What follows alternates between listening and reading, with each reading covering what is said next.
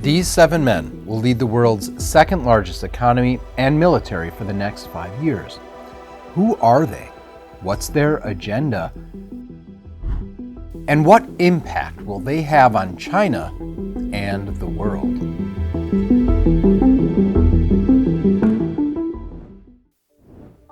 All hail Supreme Leader Xi Jinping. That was basically what the 2,000 delegates said at the CCP's big meeting a couple weeks ago. After Chairman Mao's bloody tyranny ended 45 years ago, the Chinese Communist Party put in blocks to stop another dictator from rising. But Xi Jinping did away with these by securing an unprecedented third term and placing below him loyalists who are lacking in world experience but make up for it in Marxist and Maoist theory. Let's take a look into 3 of his picks for the all-powerful Politburo Standing Committee.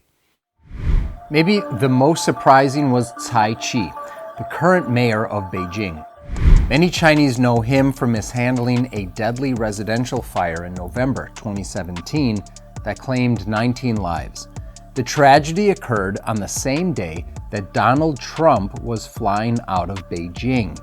The possibility of the US president seeing the fire from Air Force One is said to have embarrassed Xi Jinping immensely. Mayor Cai Qi vented Xi's anger. He launched a ruthless campaign to evict thousands of migrant workers living in suburbs. No advance notice, no compensation, no housing arrangements, no rhyme or reason. Police simply arrived and evicted legal residents in at least 200 neighborhoods, leaving them homeless as Beijing's winter was just setting in. Buildings were sealed and many later demolished.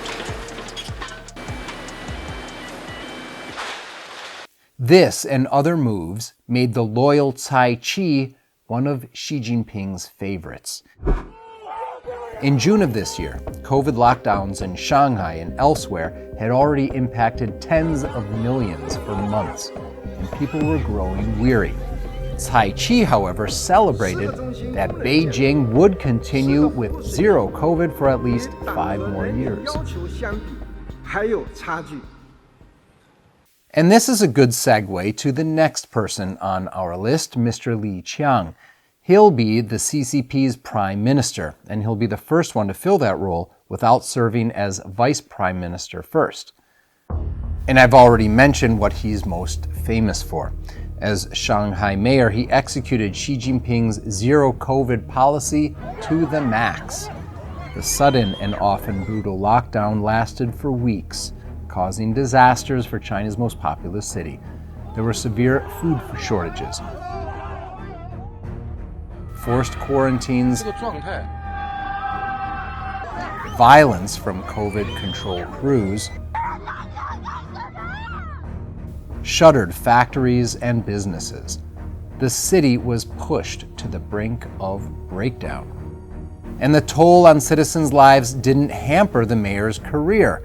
Despite having no experience in national issues, Mr. Li will oversee China's economic development for the next 5 years. The faltering economy is already riddled with numerous problems. His appointment seems only to have further cast a shadow. China's stock market recently plunged, but for Xi Jinping, Li Qiang's loyalty more than makes up for his lack of experience. I want to highlight one more member of the Politburo. Unlike Mr. Li Qiang and Cai Qi, Mr. Wang Huning has a lot of experience. We might call him the CCP's chief ideologist. For 27 years, he's been a top advisor to the chairman of the CCP, Xi Jinping, Hu Jintao before him, and Jiang Zemin before him.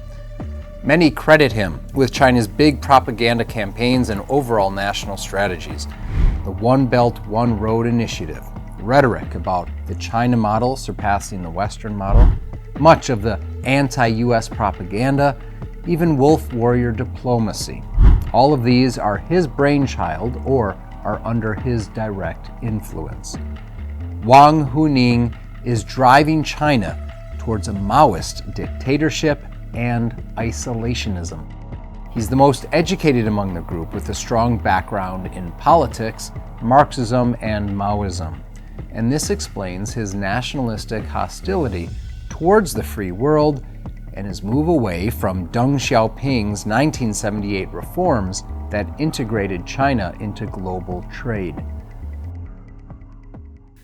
The three other men on the standing politburo are similar to the three I just mentioned. Education is limited to Marxist thought. There's little world experience. Above all, there's very, very close relationships with Mr. Xi Jinping. All seven men grew up during Mao's Cultural Revolution in the 60s and 70s. Extreme nationalistic propaganda, violent political struggles defined those years. Ruthlessness, political correctness, loyalty to leaders, and physical power. These were the traits needed to survive.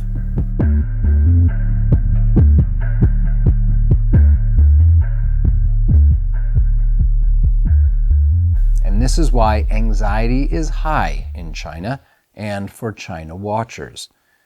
The irrational zero COVID controls, they're not going away. The state will continue to expand control over businesses.